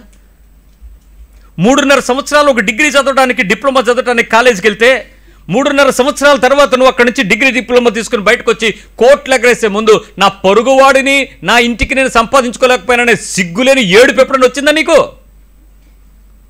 అరే 3.5 years we lived together in the same bench but I couldn't save my neighbor. అరే నా పక్కోడిని నేను రక్షించుకోలేకపోయాను. సిగ్గులేనోడు బోడు సాక్ష్యాలు చెప్తారండి. మేము 6 ఇళ్లల్లో ఉన్నాం, ఈవిడెవరండి? మేము ఇంతకుముందు పల్ల ఇంట్లో ఉండేవాళ్ళం కదా. ఎలా ఇల్లు? అల్ల అక్కడ 3వ ఫ్లోరు, అల్ల వాకిటి పొడవగా ఉంటుంది, బాగుంది. ఇప్పుడు నీ పేరెంటానికి ఆవిడ వచ్చింది, రక్షణ పొందిందా? పొందిందా? నీ సాక్ష్యం ఎంత గొప్పదో తల్లి. ఒరయ్యా చాలా గొప్ప సాక్ష్యం ఆయన నీది. నిన్ను బట్టి వాళ్ళు నమ్ముకోకుండా ఉండగలిగారు చాలు. ఏడుస్తావు ఓ సోదరి, ఏడుస్తావు ఒకరోజు. ప్రభు దగ్గరికి వెళ్ళినప్పుడు నువ్వు లెక్క చెప్పాల్సినప్పుడు నేను లెక్క చూస్తాడు ఆయన. ప్రతి పేజీ లెక్కేస్తాడు. నాలాగా నీలాగా ఇలా తీసాడు. అదేమి ఎల్సిడి ఫోన్ కాదు, ఇలా తోసేయడానికి వెళ్ళిపోవడానికి. ప్రతిదీ కనపడుతుంది అక్కడ. నీకు అప్పగించిన మనుషుల గురించి లెక్క చెప్పు, నీ గృహ నిర్వాహకతో లెక్క అప్పచెప్పు. లెక్క చూసి లెక్క సరిగా లేని వాడికి భూమిలో పాతిపెట్టినవాడికి నరకానికి ఇచ్చాడు. నువ్వెక్కడికి పోతావో తెలుసుకో. ఈరోజు నీ ప్రార్థన నీకు శోధనగా ఉందా? ఆ భక్తి నీకు మంట పుట్టించిందా? అయ్యా నేను నా ఇంటి వారం అంటే నీ ప్రేయర్లో ఆ పదం నువ్వు వాడితే ఆ పదంలో నీ పసిపిల్లని రక్షించుకోవాలనే నీకున్న ఆశ, నీ ఇంట్లో ఉన్న వాళ్ళందరినీ బతికించుకోవాలని లేకపోవడం నీ భక్తిలో ఏదో లోకం ప్రవేశించదనడానికి కాదా సాక్ష్యం? 2వ ప్రార్థన చెప్తాను విను. 2వ సమూయేలు గ్రంథం 7వ అధ్యాయం 25 వచనాల దగ్గరికి వద్దాం. 25 నుంచి 27 వరకు చదువుదాం. 29 వరకు చదువుదాం. 2 Samuel 7. దేవా తీయండి అందరూ తీయండి. 2వ సమూయేలు గ్రంథము 7వ అధ్యాయము 25వ వచనం నుంచి. దేవా యెహోవా నీ దాసుడనగా నన్ను గూర్చియు నా కుటుంబమును గూర్చియు నీవు సెలవిచ్చిన మాట ఎన్నటికి నిలిచినట్లు దృఢపరిచి సైన్యములకు అధిపతియగు యెహోవా ఇశ్రాయేలీయులకు దేవుడై ఉన్నాడన్న మాట చేత నీ నామమునకు శాశ్వత మహిమ కలుగునట్లును నీ దాసుడునైన నా కుటుంబము నీ సన్నిధిని స్థిరపరచబడినట్లును నీవు సెలవిచ్చిన మాట నెరవేర్చుము. దావీదు ఎంత ధైర్యంగా మాట్లాడుతున్నాడో తెలుసా దేవుడితో? ఏమడుతున్నాడో చూసారా? మళ్ళీ పదం వినండి. వాక్యం సరిగా అర్థం చేసుకోకుండా ఈ వాక్యం క్యాప్షన్లు బాగుందని, ఈ దినవాగ్దానాలని పోయే కాలం వచ్చిన వాళ్ళు పెట్టుకుంటారు దినవాగ్దానాలు. ఆ దినమే ఆఖరుద్దనం అన్నట్టు. బైబిల్ చెప్తున్నటువంటి అంశం వదిలేసి రోజుకు వాగ్దానం ఏంటండి, నెలకో వాగ్దానం ఎక్కడ ఉంటుందండి? నీ బతుకే వాగ్దానం మీద బతుకుతుంది. ఆ దేవుని మాట కొరకే బతుకుతున్నాం మనం. ఆ మాటని ఒక రోజు ఆ ప్రొఫైల్లో పెట్టేసి గొప్ప ఏదో ప్రతి ఒక్కడు వాట్సాప్ సేవ చేసేస్తున్నాడు ఈ మధ్య. ఏంటో సేవ, ప్రొఫైల్లో ఒక వాక్యం పెట్టేస్తే అడు దేవుడి సేవ చేసి ఎరగబడిపోతున్నట్టే. నిన్న చేయమన్నాడా దేవుడు? అసలు బతకమన్నాడా, పెట్టమన్నాడా, చెయ్యమన్నాడా, చెప్పమన్నాడా? ఏంటి బతుకేంటి అసలు? కొత్త సేవగత మొదలెట్టారేంటిది? ఈ ఎర్రి మానేయండి. దీనివల్ల అనవసరంగా దేవుని నమ్మని చెడ్డ పేరు తీసుకొస్తున్నారు. చూడండి ఇక్కడ ఆయన దావీదు ఎంత కాన్ఫిడెంట్ గా దేవుడితో ఈ మాట చెప్తున్నాడు విను. నన్ను గూర్చి నా కుటుంబం గూర్చి నీవు సెలవిచ్చిన మాట ఏం చెప్పాడు? నిన్ను అడుగుతాను చెప్పు. నువ్వు దావీదు తెగ మాట్లాడతావు కదా దావీదు గురించి. దావీదు అంటున్నాడు నువ్వు నా గురించి నా కుటుంబం గురించి సెలవిచ్చిన మాట విషయంలో ప్రభువా ఏం చెప్పాడు దేవుడు నీ గురించి నీ కుటుంబం గురించి? చెప్పండి. Any word from God? నీ ఫ్యామిలీకి దేవుడు ఇచ్చిన వాగ్దానం ఉందా? నీకు దేవుడు ఇచ్చిన వాగ్దానం ఏమైనా ఉందా? నీతో మాట్లాడిన దేవుడు వాగ్దానం ఏమన్నా? ఏది మళ్ళీ వాగ్దానం అనగానే మా అయ్యగారు మంచి వాగ్దానం ఇచ్చారని పొద్దున్న వాట్సాప్ చూసి కెలకడమా? అవి వాగ్దానాలు కాదు, అది బైబిల్లో మాటలు. ఆయనకేదో పని పోట్లేక దాని నుంచి నీతో పంపుతున్నాడు. దేవుని మాట యొక్క జీవము నీ హృదయంలోనికి ఏ స్థితికి తీసుకొచ్చి శరీర రూపం ధరించిందో తెలుసుకొని ఆ మాట యొక్క విలువను నువ్వు ఎందుకు పాడు చేస్తావు? ఇదేమన్నా ఈనాడు క్యాప్షన్లా పెట్టుకోవడానికి? నీ బతుకు, నా బతుకు జీవపు పద్ధతి, ఇది ఒక మార్గం. బైబిల్ పట్టుకున్నానంటే అది మార్గము. మార్గం అంటే దారి, దారి అంటే గుమ్మము, గుమ్మం అంటే తలుపు. ఎంత స్పష్టంగా చెప్తున్నాడు యేసు దానికి ఆధారమని. గుమ్మము యేసు, మార్గము యేసు, తలుపు యేసు. ఇదంతా తెలియకుండా నీ ఇష్టం వచ్చినట్టు ఎలా మాట్లాడేస్తావు? ఇప్పుడు చెప్పు, నీ వాగ్దానం ఏంటి? దావీదు అంటున్నాడు, నేను నా కుటుంబం గురించి నువ్వు చెప్పిన మాట నువ్వు శాశ్వతంగా స్థిరపరచినట్లు నువ్వు దృఢపరచు. కమాన్, ఎస్టాబ్లిష్ అయ్యి. ఏంటి దేవుడిని ఇలా మాట్లాడగలిగే ప్రార్థన దమ్ము ఎవడుకుంది ఇక్కడ? నువ్వు నా ఇంటికి ఇచ్చిన వాగ్దానం ఏది ప్రభు అని అడిగే ఉందా? నీ కొడుకేమో గాలి ప్యాక్ అట్లాడుకుంటూ తిరుగుతాడా, ఆడేమో రేసింగ్లను తిరుగుతూ ఉంటాడా, ఆడెళ్ళి ఎక్కడో వెళ్ళి ఏదో దేశం దిమ్మరై తిరుగుతూ ఉంటాడా? నువ్వేమో భక్తి ప్రార్థనలు చేస్తుంటావా? ఎంతమంది సేవకుల పిల్లలు ఇలాంటి తప్పుడు పనులు చేస్తున్నారో తెలుసా మీకు? సొమ్ము మీది, సోకాళ్ళది. మీరేమో మీ అయ్యగారు మీకేమో ఫ్యాన్స్. దేవుని పని అర్రాది. బతుకులు దేవుని కొరకు బతకడం అర్రా దేవుడు కోరుకునేది. ఆ బతుకుకి హెచ్చరించే దమ్ము లేదు. నీ ఇంటి వాళ్ళ ప్రవర్తన విషయంలో దేవుని వాగ్దానం లేదు. ఏమిటి? నీ ఇంటికి దేవుడు ఇచ్చిన వాగ్దానం ఏంటి? అక్కడ 29వ వచనంకి వచ్చి చెప్పురా నాన్న. ఆయన ఎంత గట్టిగా చెప్తాడు, దయచేసి నీ దాసుడునైన నా కుటుంబము నిత్యము నీ సన్నిధిని ఉండునట్లుగా, నిత్యము నీ సన్నిధిని ఉండునట్లుగా, నిత్యము గూగుల్లో ఉండునట్లుగా, నీ సన్నిధిని ఉండునట్లుగా, నిత్యము ఎక్కడ సరిగ్గా చెప్పండి? నీ సన్నిధిని ఉండునట్లుగా ఎక్కడ ఉంటుంది? మంచి ఉద్యోగం ఉంటే ఉన్నట్టేగా. నిత్యము అమెరికాలో ఉండునట్లుగా ట్రంప్ మనసు మార్చుమన్నాడా? మరేం మార్చాలి? నేను చెప్పానే ప్రార్థన శోధనని. ఈరోజు అమెరికాలో ఉన్న పిల్లల తల్లిదండ్రులందరూ ఎవరి కోసం ప్రార్థన చేస్తున్నారు తెలుసా?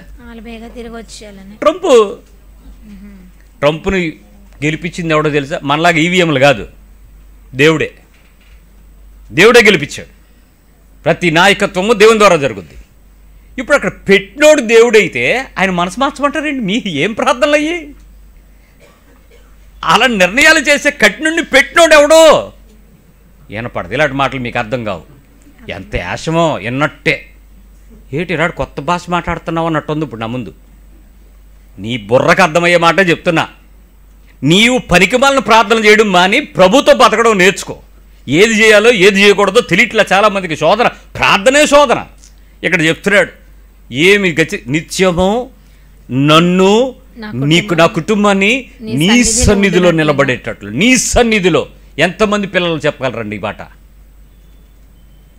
ఒక్క పూట దేవుని మందిరంలోకి రాకపోతే అగ్గగ్గలాడిపోయిన వాళ్ళు ఎంతమంది ఉన్నారు?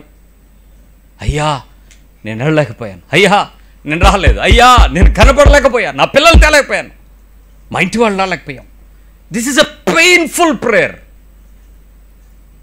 దావీదు ఎంత ప్రాణం కుట్టుకుంటూ ఏడ్చాడు తెలుసా ఆ విషయం?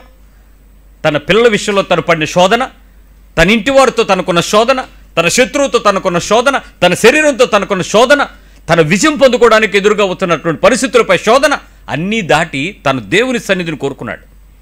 నా రాజ్యము స్థిరపరచని అడగలా, నా భూమిని విశాలపరచని అడగలా. ఎబ్బేజ్ అడిగినట్టు తను దేవుని నీతిని అడుగుతున్నాడు, దేవుని సన్నిధిని అడుగుతున్నాడు. చెప్తున్నాడు చడు, నీ సన్నిధిని ఉండునట్లుగా దానిని ఆశీర్వదించుము. యెహోవా నా ప్రభువా నీవు సెలవిచ్చి ఉన్నావు, నీ ఆశీర్వాదము నుండి నా కుటుంబము నిత్యము ఆశీర్వదింపబడును. నీ ఆశీర్వాదము పొంది నిత్యము నా కుటుంబం ఆశీర్వదింపబడును. ఎంత కమ్మగుందో కదా ఈ పదాలు. ఏంటా పదాలు? ఎప్పుడు వినని పదాలు కదా ఈ ఊర్లో, ఈ మందిరంలో. ఆశీర్వాదాలు ఉంటాయా? దేవుని దగ్గరకు ఆశీర్వాదం అంటే సిలువ మొయ్యాలా? నిన్ను ఉపేక్షించుకోవాలా? దీవులు పట్టుకెళ్ళాలా? నా బైబిల్ అలాంటి ఏం కనపడవు. నీకేమైనా కనపడితే ఎత్తుక్కో, ఉన్నారుగా దేశంలో ప్రకటించేవాళ్ళు. దేవుని దగ్గరికి వస్తే దేవుడు నీ సిలువ ఎత్తుకొనే చెప్తాడు, ఇంకేం చెప్పడం. ఆది అపోస్తలులు విశ్వాసంతో ప్రకటించినటువంటి బోధ నీ బతుకులో నిన్ను వదులుకొని, నిన్ను కోల్పోయి, నీ జీవితం అంతటిని శ్రమను ఆశీర్వాదంగా ఎంచుకోవటమే నీ భక్తి యొక్క మూలం. అది దాటి ఇంకోటి ఏమీ లేదు. సరే ఇప్పుడు చెప్పు. ఈయన అన్నాడు, నీ సన్నిధిలో ఆశీర్వాదం ఉన్నది, నా కుటుంబం నిత్యమో ఆశీర్వదించబడినగా. నీ సన్నిధిలో శాశ్వతంగా నీ నామానికి మహిమ తెచ్చేలాగా. శాశ్వతంగా దేవుని నామానికి మహిమ తెచ్చేలాగా. అంటే ఏంటో మీ నిర్వచనం చెప్పనా? గ్రాండ్గా ఒక 10 లక్షల నుంచి 15 లక్షలు ఖర్చు పెట్టి, సరిపోదేమో 15 లక్షలు, ఒక 20 వేసుకుందాం, ఓ 20 లక్షలు ఖర్చు పెట్టి రిటర్న్ గిఫ్ట్తో సహా క్రిస్టియన్ పెళ్ళి జరిగి మంచి ఉద్యోగంలో సెటిల్ అయ్యి ఓ ఇల్లు కొనుక్కుని ఒక కారు కొనుక్కుని ఇలాంటి చర్చ్ ఏదో ఒకటి చూసుకుని పాస్టర్ గారిని ఇంటికి రప్పించుకోగలిగితే సెటిల్ అయిపోయింది లైఫ్. సెటిల్ అయిపోయింది. పాస్టర్ గారిని ఇంటికి రప్పించుకునే లైఫ్ అని ఎందుకన్నానంటే, పాస్టర్లు అందరూ కూడా పాకల్లో దూరరు, బిల్డింగ్లు అయితేనే లిఫ్ట్ ఉంటేనే ఎక్కుతారు, అలాంటి పెద్దోళ్ళ ఇళ్ళకే వస్తారు. అలా రప్పించుకునే స్థాయికి నువ్వు ఎదిగితే నీ కుటుంబం దేవుని సన్నిధిలో దీవించబడినట్టే, ఆశీర్వదించబడినట్టే. You are settled, your life is established. ఇదా దావీదు కోరుకున్నది? ఇదే అసలు ఇదేనా ప్రార్థన? దాని అర్థం మరి మన ప్రార్థనలో ఈ ప్రార్థన దేనికి పెడతారు చెప్పండి? ఏమంటే వాక్యం ఏమాత్రం చదువుతాం వచ్చినా తెలుగు వచ్చినకి అర్థమైపోద్ది ఈ భాష. ఈ మాటలు మీ ప్రార్థనలో దేని కొరకు అడుగుతున్నారు?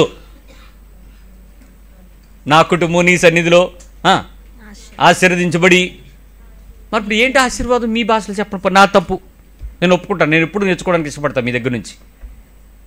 మీకు కావాల్సిన ఆశీర్వాదం ఏంటి? ఇదే విషయం నేను దావీదు ఎలాంటి ఆశీర్వాదాల కోసం నలిగిపోయి ఏడిచాడో ఓ 10 చెప్తా. ఆ 10 మీకోసం ప్రార్థన చేయాలని కోరుకుంటా. నా దగ్గరకు వస్తారు ఎవడన్నా? యోనా తన కొడుకైనటువంటి అబ్షాలోముతో తరం పడిన దగ్గర నుంచి ఇవన్నీ దావీదుకి దీవెనలుగా మార్చాడు.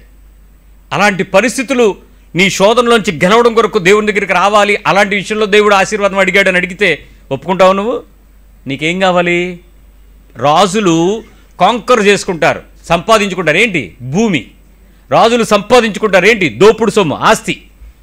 రాజులు సంపాదించుకుంటారు బంగారం, రాజులు సంపాదించుకుంటారు కప్పం. అలాంటివేవో కదా మనకు కూడా కావాలనుకుంటున్నారు. ఉద్యోగం, డబ్బులు, జీతం, లాభం, ఇంక ఇవే. మరి ఏదండి మన హృదయంలో దేవుని కొరకు ఎక్కడిచ్చా మా స్థానం? ఏ పరిస్థితుల్లో ఎంతవరకు కలిగి ఉన్నా మా విశ్వాసం? ఆలోచించుకోండి. 3వ విషయంకి వచ్చేస్తా. లూకాసు వార్త 16వ అధ్యాయము 27వ వచనం. 3వ విషయం లూకాసు వార్త 16వ అధ్యాయం. లూకాసు వార్త 16 అనగానే మీకు ఎవరు గుర్తు రావాలో తెలుసా? ధనవంతుడు లాజరు. ఎవరు? డబ్బులునోడు, డబ్బులు లేనోడు, అంటే మనలాంటి బతుకు. 16వ అధ్యాయము 27వ వచనం. అప్పుడతడు తండ్రి, అలాగైతే నాకు 5 సహోదరులు ఉన్నారు. ఎవడో తెలిసిడు? బాగా డబ్బులున్నాడు. ఎక్కడ అడుగుతున్నాడో తెలుసో దేవునితో? పరలోకమా? అమ్మ నాయన వాక్యం తిరగేశారు. లోకా 16 అండి నేను చెప్పేది. ఎక్కడ అడుగుతున్నాడు? అప్పటికే తరస్టీలో ఉన్నాడు భయ్యా. నీటి దాహం, చొక్క చొక్క చొక్క చొక్క చిటికిని వేలు ముంచి అలా చొక్కితే చాలు బాబు అని ఏడుచుకుంటాడు. నరకంలో ఉన్నాడు. అక్కడి నుంచి ప్రార్థన మొదలెట్టాడు. ఏం ప్రార్థన చేశాడు చూడు. అలాగైతే ప్రభువా, నాకు 5 సహోదరులు ఉన్నారు, వారును ఈ వేదనకరమైన స్థలమునకు రాకుండా, ఈ యాతన పెట్టే వేదనకరమైన స్థలంలోకి రాకుండా వారికి సాక్ష్యం ఇచ్చుటకై నా తండ్రి ఇంటికి వారిని పంపవలెనని నిన్ను వేడుకొనుచున్నాను. ప్రార్థన అక్కడ నరకంలో ప్రార్థన. బైబిల్లో రికార్డ్ చేసినటువంటి అత్యుత్తమైన ప్రార్థనలో ఇది 2వ ప్రార్థన. మొదటి ప్రార్థన యోనా చేసిన ప్రార్థన, చేప కడుపులోకి వెళ్ళి సముద్ర గర్భంలోని. 2వది నరకంలోకి వెళ్ళి చేసినటువంటి బెస్ట్ ప్రేయర్. బెస్ట్ ప్రేయర్ ఏమడుతున్నాడో తెలిసే? బాబు, నేనేమో మంచి ఓదారంగు బట్టలు వేసుకున్నాను, స్పన్న క్లాత్ వేసాను, రేయన్ వాడాను, లెనిన్ వాడాను, సొఫిస్టికేటెడ్ సూట్లు వేసుకున్నాను. నా టేబుల్ మీద పడేస్తే ఎంత పడేశానంటే ఒక 20-30 కుక్కలో అడుక్కునేవాళ్ళు తినేవారు. అంత ఇలా తిని ఇలా ఇసిరేవాడిని రొట్టె, అంత ఉండేది. అసలు ఎంత లావిష్ బతుకులు అంటే, మరి అన్నగారు ఈ రోజుల్లో దరిద్రపు కొట్టు బతుకులు వచ్చేసి అన్న వేరు తమ్ముడు వేరు అయిపోయారు. కానీ పురాతనమైన కాలంలో మీ తండ్రుల కాలం వరకు ఇప్పటికీ కూడా పిల్లలు తల్లిదండ్రులు మీరు వెతికి చూడండి, వాళ్ళ ప్రాణం పోయినా మా అన్నయ్యని ఒక్క పల్లెత్తి మాట అనరు, తమ్ముడు అన్నని మాట ఎత్తుకొనివ్వడం. అంత జాగ్రత్తగా కలిసి ఉంటారు రిలేషన్స్.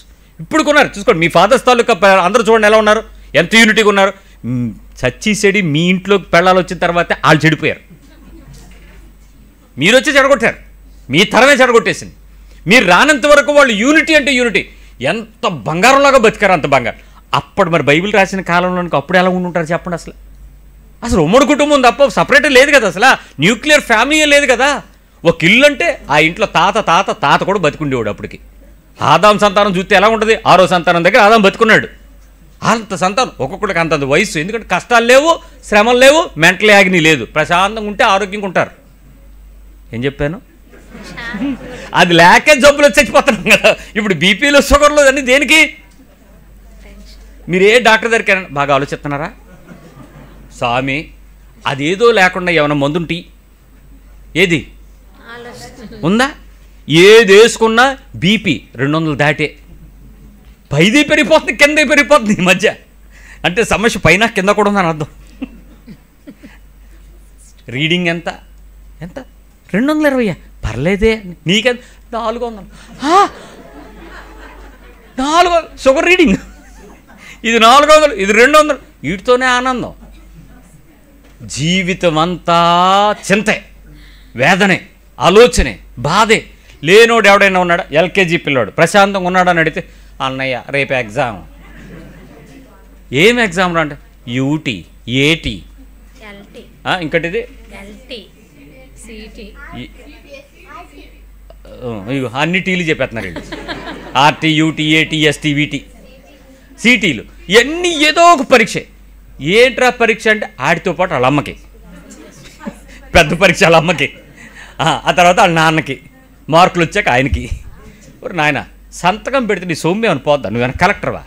ఏ మార్కులు వస్తే నీకెందుకు? ఇలా చూడు, చక్కగా నవ్వుతూ సంతకం పెట్టి. పిల్లడు 2సారి మార్కులు తెస్తాడు, ఈప్ మీద కొట్టేసి 1,00,000 రూపాయలు ఖర్చు పెట్టి దీనికేనా బస్సులో వెళ్ళి రావడం ఎందుకు? ఆ రాద్దాంతం ఎందుకు?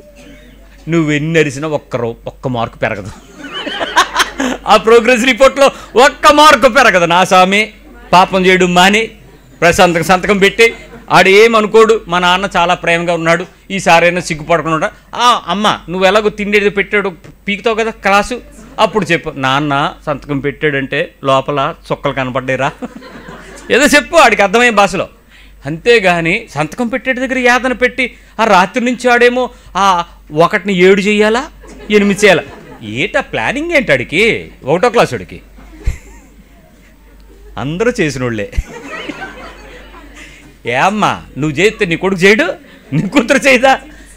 ఏ జీన్స్ అయ్యే వస్తాయి. ఏ అబ్రహాం అన్నప్పుడు అబద్ధం ఇస్సాక్ అనలే, చూశాడా? ఇది అంతే, రక్తంలో ఉంటాయి అలాంటివి. జాగ్రత్త చూసి సరి చేసుకుందాం. విషయం కొద్దాం. ఏ పరిస్థితుల్లోనైనా ప్రతి ఒక్క ఇంటిలో కూడా ఇంత చింతగా, ఇంత బాధ నడిచిపోతుంది. ఇతను నరకంలో నుంచి ఏమంటున్నాడో తెలుసా? నా అన్నదమ్ములు ఉన్నారయ్యా ఒక 5గురు. నేను భూమి మీద రాయల్గా బతికినప్పుడు మా తమ్ముళ్ళు కూడా చాలా ఇష్టం వచ్చినట్టు హ్యాపీగా బతికేశారు నా డబ్బులతో. నా కార్ల మీద తిరిగేవారు, నా పనోళ్ళకి ఏంట్రా అని చెప్పేవారు. ఇప్పుడు నేనేమో అందరికన్నా ముందు వచ్చి పడ్డాను. పడిని చూస్తేనేమో నీరు చుక్కలేదు, ప్రశాంతత లేదు, పళ్ళు కొరుక్కోవడం తప్ప నాకు మందు లేదు. నా రక్తం కనబడుతుంది ఇక్కడ, నాకేమో అగ్ని కాల్చేస్తుంది. నేను చచ్చిపోతే బాగుందంటే సావు రావట్లేదు, ఏం చేయాలో తెలియట్లేదు. 5గురు లైన్లో వచ్చేస్తారా బాబు, నాకు తెలిసి వేసేయా, వదులు వదులు వదులు వదులు ప్లీజ్ ప్లీజ్ ప్లీజ్ ప్లీజ్. ఎంత చక్కగా చెప్తాడు ఆయన. దారికి మధ్యలో గోడ కట్టిస్తామన్నాడు.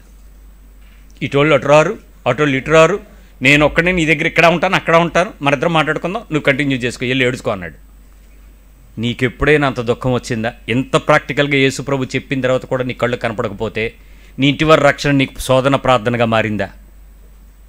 నా ఇంట్లో మా చిన్నానోళ్ళు ఉన్నారు, మా తాతయ్యలు ఉన్నారు, మా బాబాయిలు ఉన్నారు, మా మావయ్యలు ఉన్నారు, మా అత్తలు ఉన్నారు, మా పిన్నులు ఉన్నారు, మా చుట్టాలు ఉన్నారు, మా బంధువులు ఉన్నారు, వాళ్ళందరూ కూడా మా వెనకాతల లిస్టులో ఉన్నారు.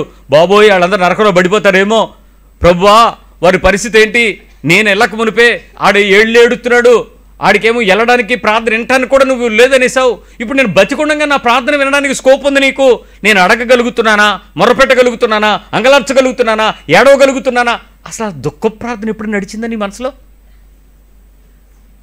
నేను ఇప్పటికీ సిగ్గులేని వాళ్ళరా, మళ్ళీ చెప్తున్నాను నేనండి, ఇప్పటికీ మన ప్రార్థనలన్నీ ఏంటి చెప్పండి? ప్రభువా ఆ నెక్లెస్, క్రిస్మస్, ప్రభువా కార్ట్లో పెడుతున్నాను తీసేస్తున్నాను ఆ డ్రెస్సు, ప్రభువా ఆ ఇల్లు మాదైతే నాకే ఇచ్చేస్తావు, నువ్వు మంచోడు ఇచ్చేస్తావు. ఈ ప్రార్థన ఏంటి? నీ ప్రార్థన ఏంటి? అప్లికేషన్ పట్టుకుని, ఉద్యోగం అప్లికేషన్ పట్టుకుని, ఏంటి నువ్వు చేసిన ప్రార్థన ఏంటి? చిత్తమైతే ఇయ్యని అడిగావా? నాకు ఇయ్యని అడిగావా? కూపనం ఏది? బిగ్ బజార్లో షాపింగ్ చేసి ఇచ్చిన కూపనం, దాని మీద రాసేసి, దాని మీద ఫస్ట్ ప్రైజు 77 అంగుళాల టీవీ, రెండో ప్రైజు TVS 50. అదే అది అంత చిన్నగా ఇవ్వట్లేదు ఇప్పుడు, ఇంకేవో డొక్కులు డోళ్ళు ఏవో ఇస్తుండే. ప్రభువా, విశ్వాసంతో ప్రార్థన చేస్తున్నాను అయ్యా. ఏంటి లాటరీ టికెట్ కోసం ప్రార్థన చేస్తున్నాను? యేసుప్రభు లాటరీలు ఇచ్చేవాళ్ళు కనపడ్డా? ఛీ బతుకు. అది ఏ యేసుప్రభు, నీ శోధన ప్రార్థన అంటే ఏంటి? ఏమండి, నేను అడుగుతున్నాను, ఇలాంటి విషయాలు చెప్తున్నానని కాదు, కానీ నీ నోట్లో ఎంతకన్నా దారుణమైన ఉండలేవా? లేవా ఇలాంటి ప్రార్థనలు? నేను ఒక ఆయన ఫోన్ చేశాడు, పాస్టర్ గారు ఉన్నారా అని. ఉన్నాను బాబు, బతికా. ఏంటి అంత బాధతో ఏమైందనంటే, బడ్డీకి వెళ్ళిపోయారండి. పడికెళ్ళిపోయారా? పోన్లే అని మొత్తం బడ్డీ బెల్ట్లు వేసాడంటే, లేపాడంటే పడికెళ్ళిపోయాడు. చూస్తున్నాం కదా వారం రోజుల నుంచి. జాగ్రత్త పెట్టుకోవాల్సిన పని నీదా దేవుడిదా? నాదా లేకపోతే పాస్టర్ గారిదా? ప్రార్థన చేశాను కదా, ఓపెనింగ్ నేనే వెళ్ళాను. అందుకు ఇప్పుడు నాకు చేశాడు, బావో నువ్వు ఓపెన్ చేసావు ఎత్తుకెళ్ళిపోతాడు చెయ్యని. ఏం చేయను నేను? పట్టుకెళ్ళిపోయాడు. పోన్లే బాబు, దేవుడు మరొకటి ఏదైనా ఇస్తాడులే. నీకు పట్టుకెళ్ళిపోయారంటే మంచి, దాని వెనకాల దేవుడు ఏదో ఉత్తమమైన ఉంచాలి. ఏటి ఉత్తమమైన ఉంచదు? ఫైనాన్స్ ఎవడు కడతాడు? సౌండ్ పెంచుతున్నావు ఏంటి? ఫైనాన్స్ ఎవడు కడతాడు? అవును, ఎవడు కడతాడు? నాకు ఫోన్ చేసి నేను ఎందుకు కడతాను? ఎవడు కట్టాలి? తేరగా ఫోన్లు ఎత్తాం కదా అని చెప్పి ఏది పడుతుంది మాట్లాడతావా? అందుకే యేసుప్రభు ఫోన్ ఎత్తాడు. వాస్తవాలు ఇలాగే ఉంటాయి. చెప్పుకో కాసేపు చెప్పి చెవటెక్కిపోతావు పా అని ఊరుకుంటాడు. ఎందుకు? సోది. ఆయన ఏమో నరకంలోకి వెళ్ళిపోతానరా నాయన. అక్కడికే ఆ ధనవంతుడు తెలివైనడైతే, నీలాంటివాడైతే ఏం చేయాలి తెలుసా? ప్రభువా, నా అకౌంట్లన్నీ మా పెద్ద నీకు అప్పచెప్పు, మా చిన్నోడికి చెప్పు అని నేను మాట్లాడను. డీలు. నువ్వైతే ఖచ్చితంగా నీకు అవకాశం ఇస్తే అది అడుగుతావు. ఎందుకో తెలుసా? మేము ఒకసారి వీధిలోకి వెళ్ళాం. మేము యేసుప్రభు నమ్ముకోలే. అప్పట్లో మాకు యేసుప్రభు అంటే ఫారం దేవుడు. అందుకని ఇండియా దేవుళ్ళతో ఉన్నాం కాబట్టి సుఖంగా ఉంటాం. మా సిమ్ ఇక్కడే పనిచేద్దన్నాడు కదా మావాడు.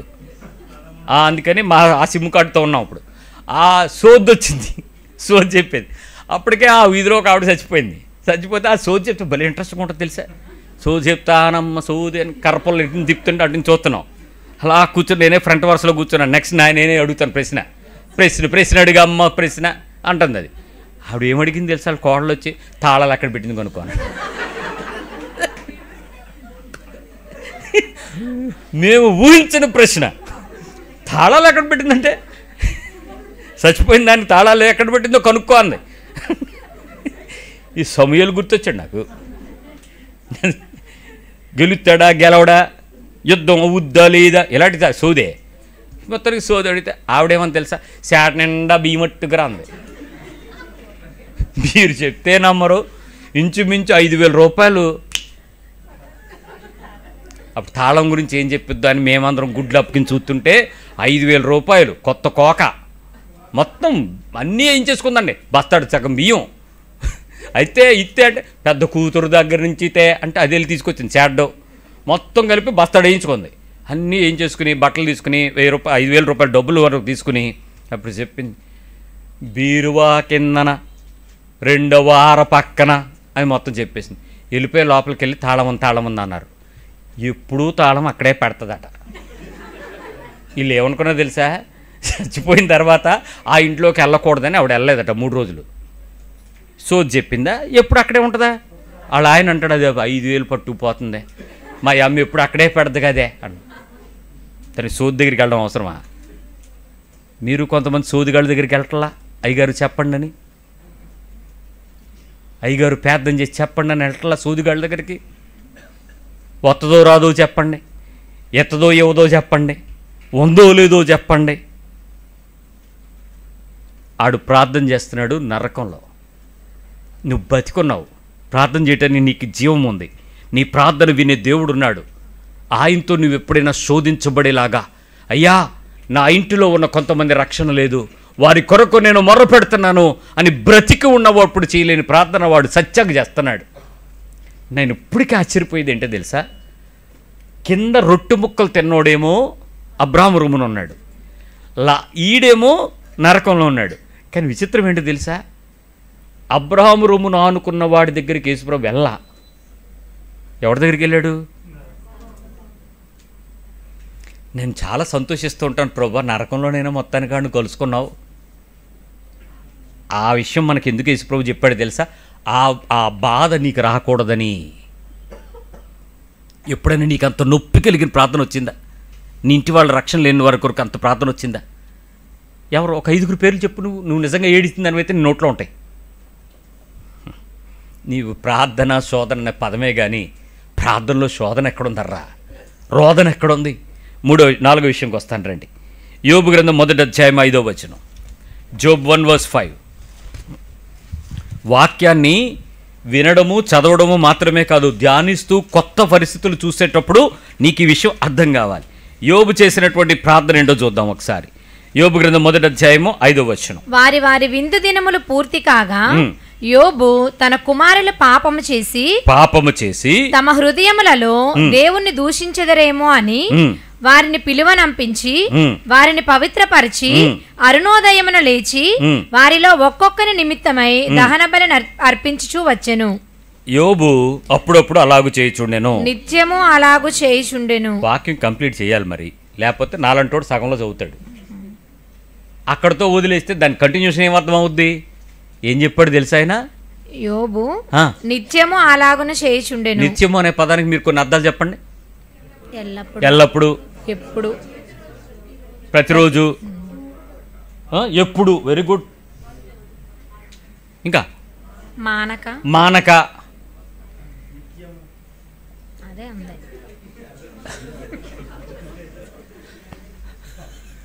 నిత్యముకే చెప్తున్నాను రా ఆయన. నిత్యము, ఇంకా ఎప్పుడు, ఎల్లప్పుడు. రైట్. మీకు చాలా మాటలు వస్తున్నాయి కానీ పదాలు రాక మళ్ళీ నిత్యం దగ్గరికి వెళ్తారు, అందుకని మళ్ళీ ఎక్కువ చెప్పకండి. విషయంకి రండి. నిత్యము చేసే యోబుకి పిల్లలేంటో తెలీదా? పిల్లలంటూ తెలీదా? ఏమ్మా ఇక్కడ తల్లిదండ్రులు లేని వాళ్ళు మీ పిల్లలు ఎలా ఉంటారో తెలీదా? నీకు ఎలా ఉంటారో తెలీదా? ఏం చేస్తారో తెలీదా? పెద్దోడు మౌనంగా ఉంటే చిన్నోడు సౌమ్యంగా ఉండడం తెలుసు కదా మీకు. తెంగరబుచ్చి పనులను చిన్నోడుగా చేస్తాడు. ఆడు నువ్వేం అనవనేదేమా, ఆడు అలా మారిపోవడానికి కారణం నువ్వే. ఆ సిత్రి పనులన్నీ చేసేది ఆక్రోడే కదా. ఇలాంటి పనులు మీరు చేస్తునేటప్పుడు మీ పిల్లలు ఎలా ఉంటారో మీకు తెలియకపోగా యోబు తన పిల్లల కొరకు ఏమేం చేశాడట? వారి విందు దినములన్నిటి కూడా 7 పిల్లలు అందరి గురించి రోజు తప్పించి రోజు అంటే వారం అయిపోయా, మళ్ళీ పెద్దోడి గురించి స్టార్ట్. అలాగని ప్రతి ఒక్కడి గురించి ఏం ఆలోచించేవాడట ఆయన? వాడిని పిలిపించి వాడి గురించి ఈ పదం చాలా స్పష్టంగా ఉందండి. పవిత్రపరిచి దహన బలి అర్పించి 2 పనులు చేశాడు. వాడిని ఏం చేశాడు? పవిత్రపరిచాడు. పవిత్రపరచడం అంటే అదొక పెద్ద ప్రాసెస్. వాడిని పిలిచి, ఎరా నువ్వు ఎప్పుడైనా ఏమైనా అన్నావా? అనలేదు నాన్న. తిట్టావా? తిట్టలేదు నాన్న. కొట్టావా? కొట్టలేదు నాన్న. దొంగతనం చేసావా? చేయలేదు నాన్న. అబద్ధం ఆడావా? లేదు నాన్న. వ్యభిచారం చేసావా? 10 ఆజ్ఞలను ఒప్పించేవారు. అది పవిత్రత అయిపోయింది. ఆడంతా హానెస్ట్గా ఒప్పుకోవాలి. తర్వాత దేవుని ఎదుట తను యోబు ఏం ఆలోచించాడు తెలుసా?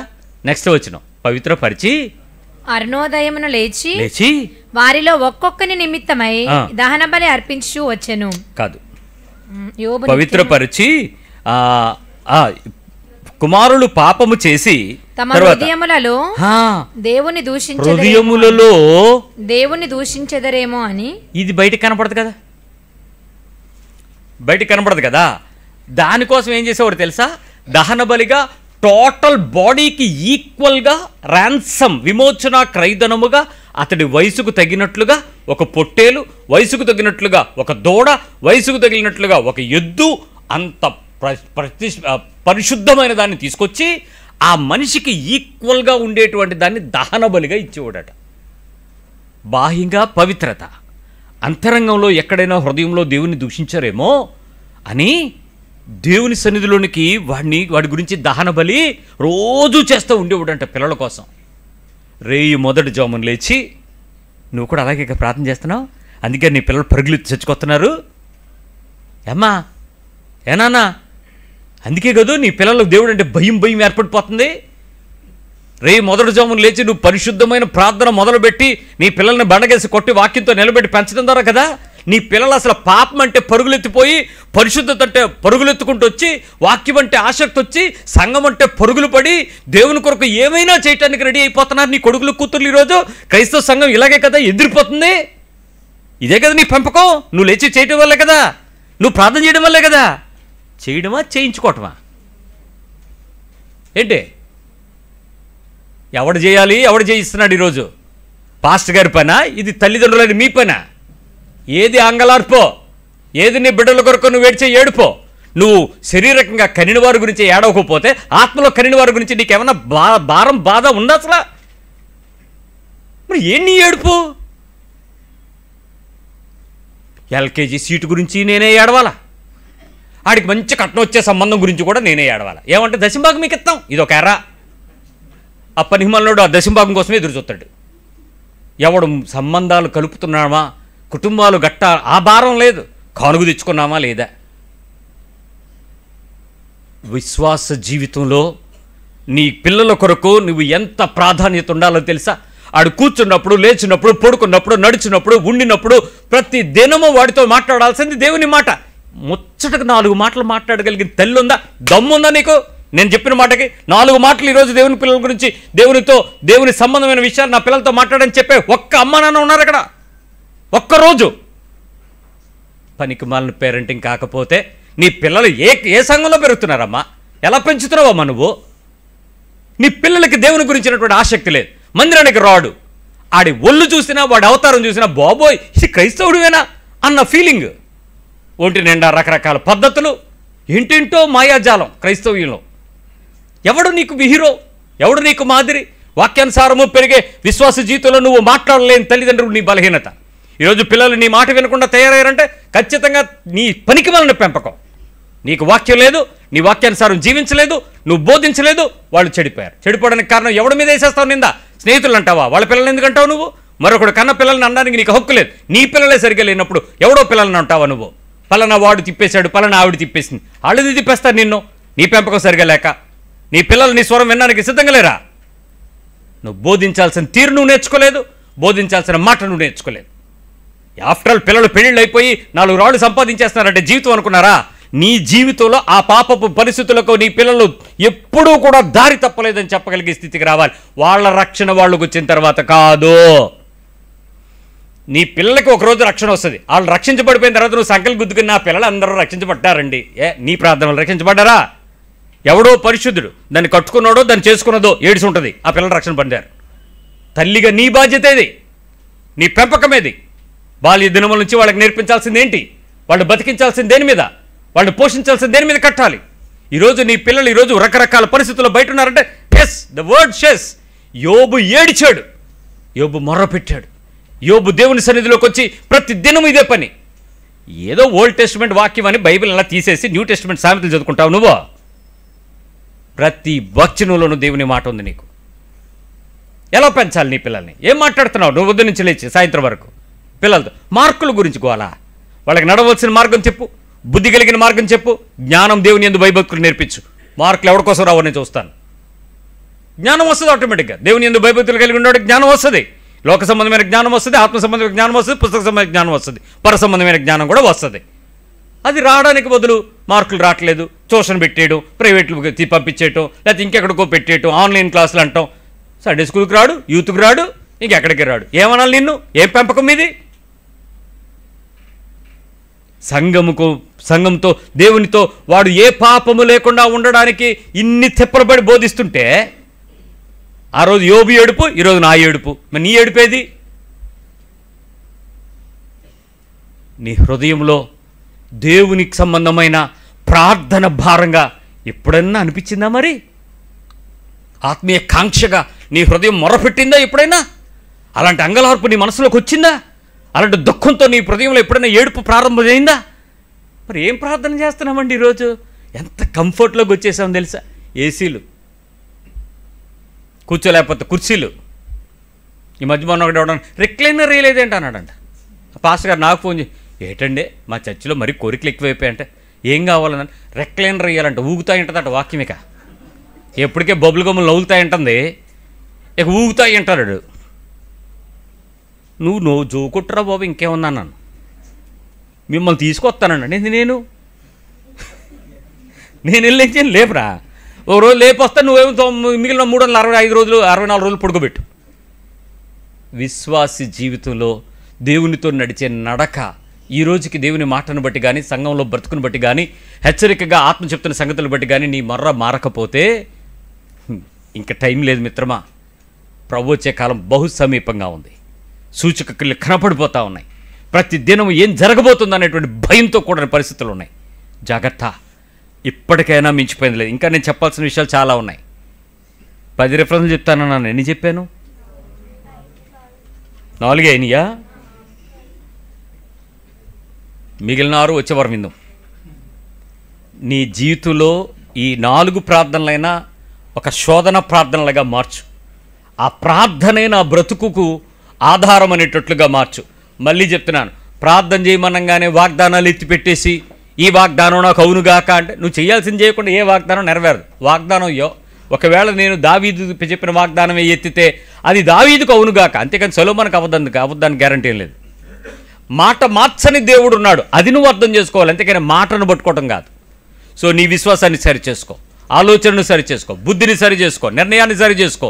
దేవునికి ఇష్టమైన రీతిగా నీ ఆ కాంకర్డ్, ఆ ఆక్రమణ అనేటువంటి పరిస్థితులకు తగినట్లుగా నీ బలహీనతను దేవుని యొక్క బలములో మార్చుకోవడానికి నీ మనసును స్థిరపరచుకో. ప్రార్థన చేద్దాం.